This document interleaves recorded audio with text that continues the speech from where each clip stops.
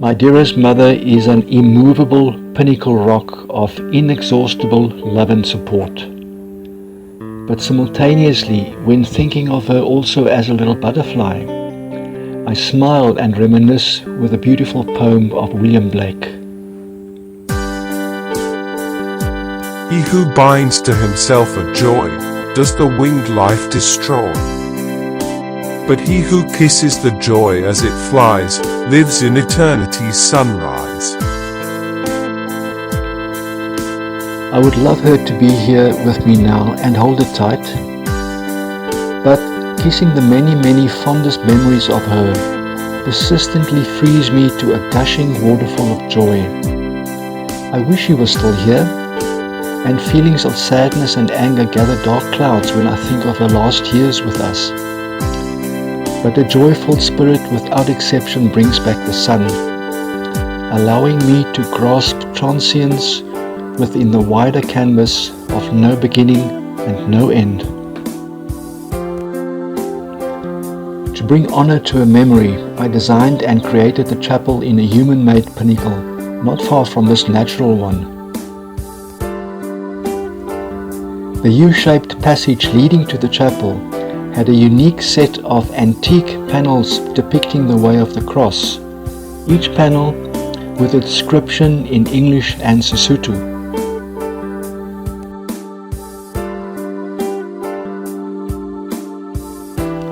The passage led to a room with a sculpture that depicted three Christian symbols: the Lamb of God, a crown denoting the King of Kings, and then a little spring powered by a tiny hidden immersible water pump.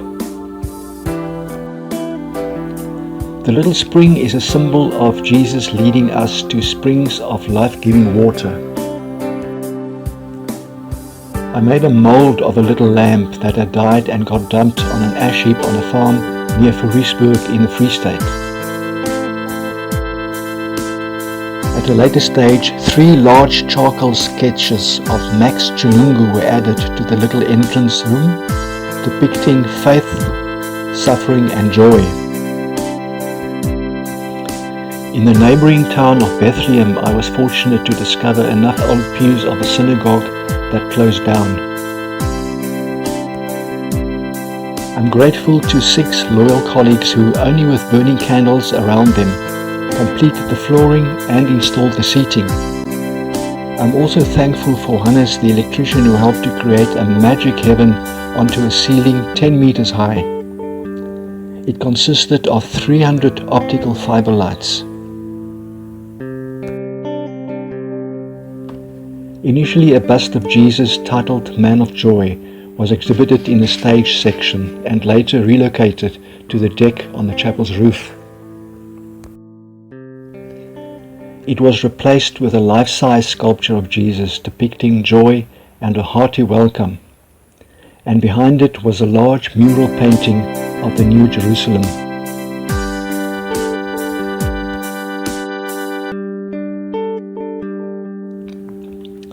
Her name is Elizabeth, shortened to Bessie or Bess by her friends and family. Like many Elizabeths, she's made a mark. Elizabeth means God is my promise, God is my oath. Elizabeth is an appropriate name in a space created for people to exchange vows of care and love, solemn occasions that took place in the name of God.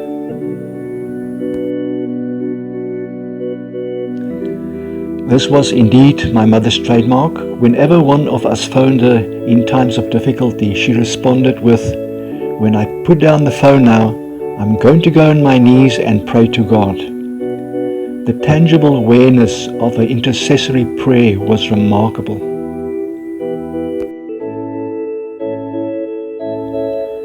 Solemnity was also applicable to a spacious kitchen where the voices, songs and music of Radio Pulpit were permanent visitors.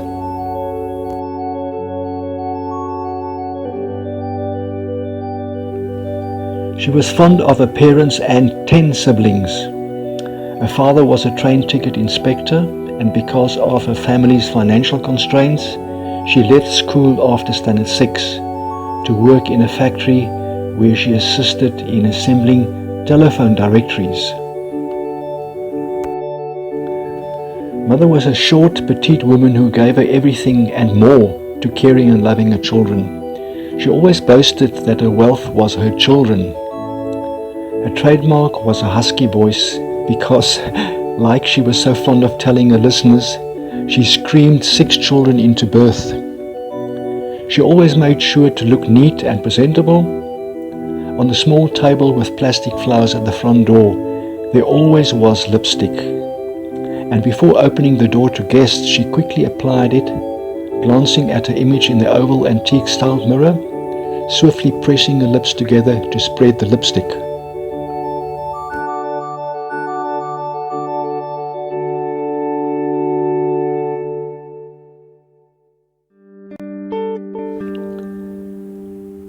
When the brilliant mime artist John Jacobs enthralled his audience with a silent language of facial expressions and hand movements, images came to mind of her repeatedly entertaining us while on holiday at Plain Kariba.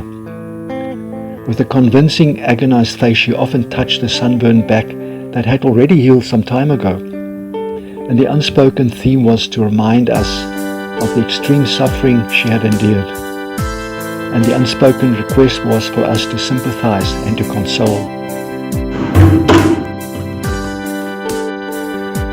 The chapel reminded me that, like William Blake intimated regarding a winged life, there were many dark moments in her life too, when, for example, her 2-week-old baby girl passed of scarlet fever. Human relations with people often brought unspeakable suffering. With a meager monthly budget of 200 Rand, this of course happened many years ago. Her quest to care for her children was plagued with suffering, and she generated extra money by knitting jerseys. And once disintegrated emotionally when the stress of working with a difficult customer became too much. With no choice but to have all teeth pulled and replaced with 2 sets of removable dentures, she developed a daily routine of, before dozing off to sleep, depositing them into a glass of water next to her bed. Something that my daughter Jeline, sharing Oumas Bes' bed, found a bit scary.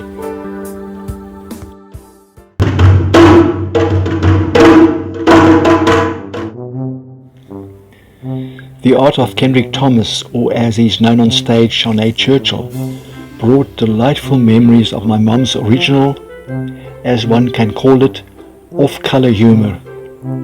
Like the little butterfly, the winged life always made her fly forward. One of her favorite quirks was to joke with, or should I say, without her dentures.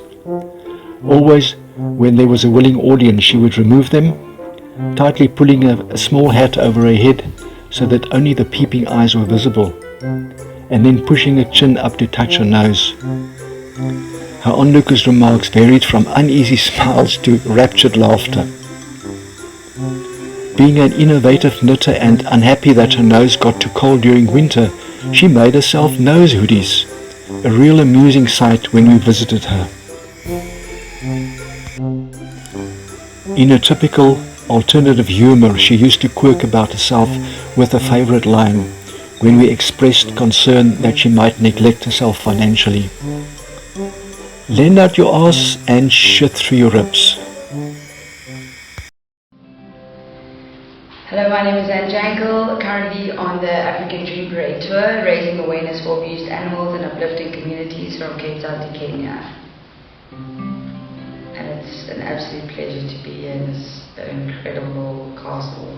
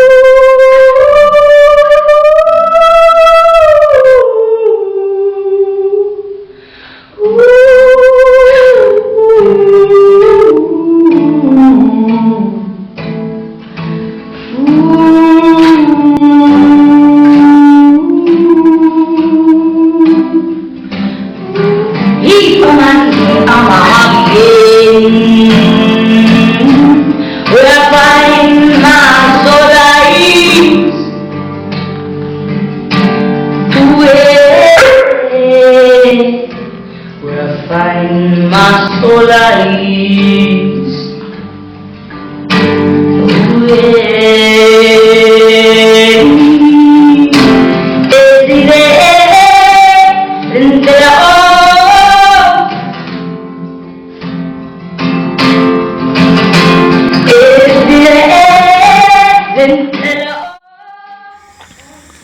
The gifted Anne Jangle, a woman with an incredible golden heart, exemplified my mother's quest to love and care.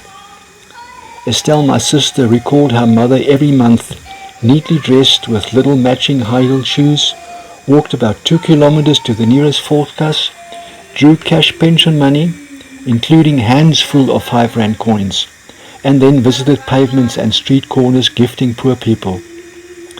She often made wrapped sandwiches together with a flask of hot water and containers with sugar and coffee, and left it on the lid of her refuse bin for the refuse collectors to enjoy on their nightly visits to the neighborhood.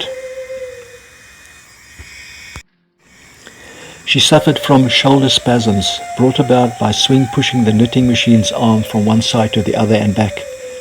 In spite of this, every winter she knitted up to 34 multicolored beanies for needy children of the assistants who worked at the Karoo farm. Her loving care also echoes in the magnanimous quest of Keegan Horn. We try to raise funds for the donkeys and raise awareness for the donkeys in Africa, because the Chinese trade is basically skinning our donkeys alive and using them for medicinal purposes. So I've gone on a journey where I've started at Bathurst in Eastern Cape, and I'm riding and walking to Morocco.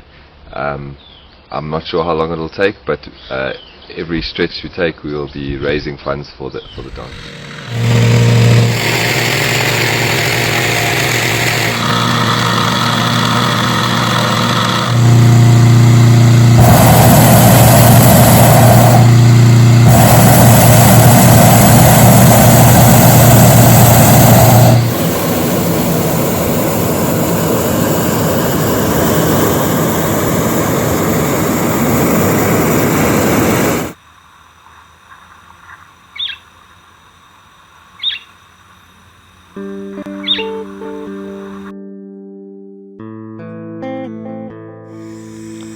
I would love her to be here with me now and hold her tight, but kissing the many, many fondest memories of her persistently frees me to the gushing waterfall of joy, the Lisbon Falls, not far from the Pinnacle Rock.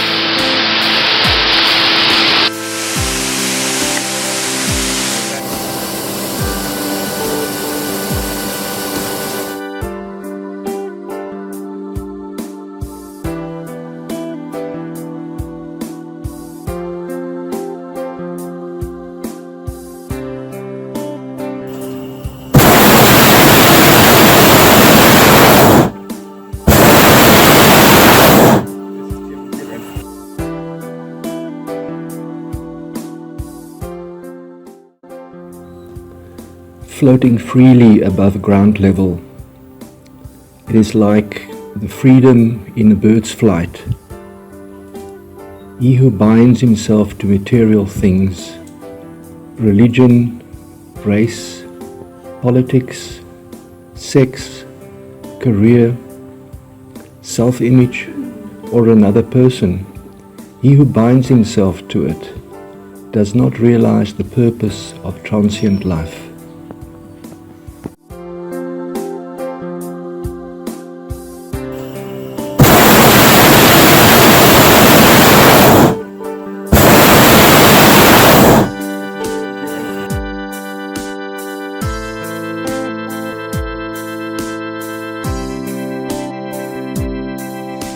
And then, a meaningful coincidence that appeared to have no cause.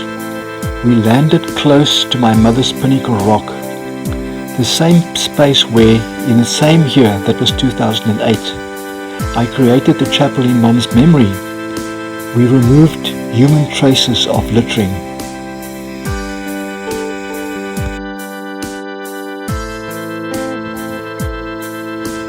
My dearest mother's earthly flight had ended in 2013, but her life remains a celebration.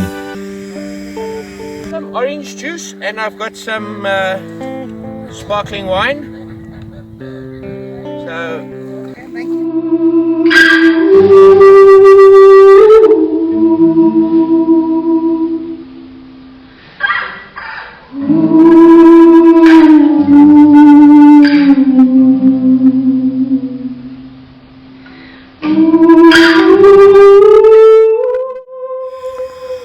her characteristic humor, mixed with the onslaught of Alzheimer's disease, landed her in trouble.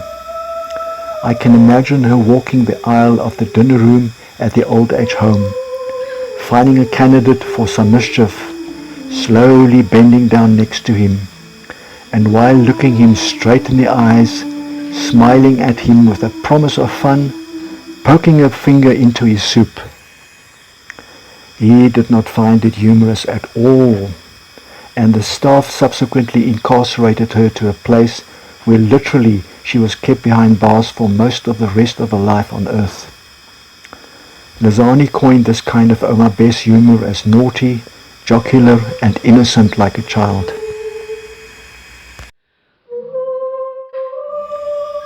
She's always here with me, Elizabeth of Joy and Mischief. It is still going to take time to try and record her earthly journey in the myriad of wrinkles and sunspots written all over the face and neck.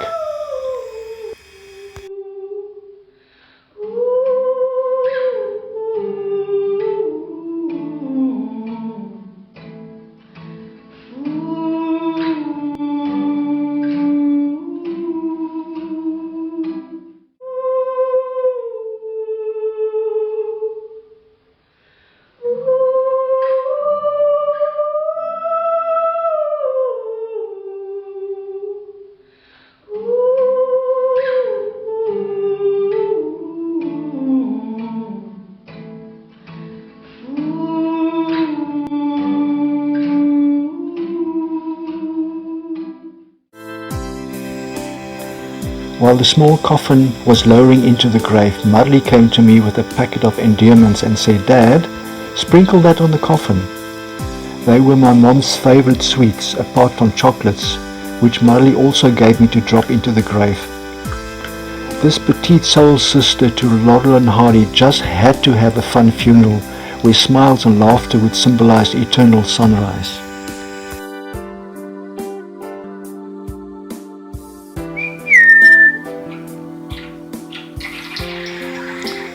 On the other side of where the chapel was situated, I often chatted with the swallows perching along mirrored cornices underneath the old Oregon pine ceiling plates. They also complimented me with resting on the wingtips of a sculpture called New Life. It was a pleasure to nurture a little one when their nest had collapsed.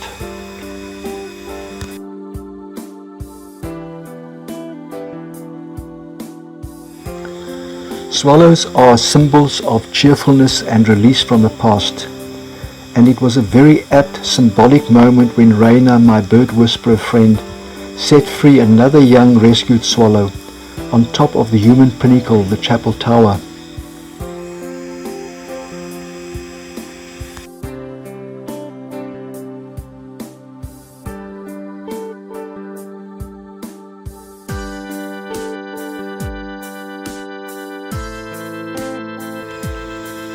On the same cornices where I chatted with the swallows, I once added a poem which, with some changes, I now dedicate to my mother.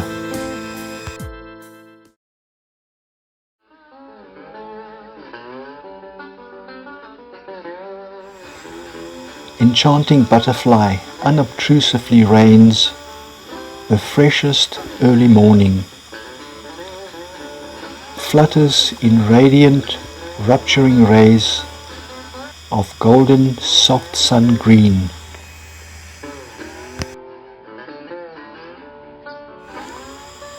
Retreats without sound, as if invisible, to swift repose.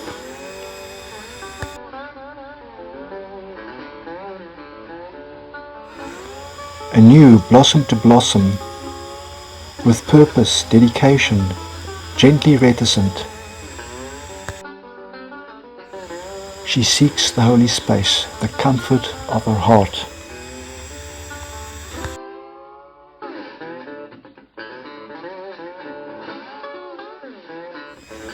Until, with feather-light landing, caresses the contours of my soul.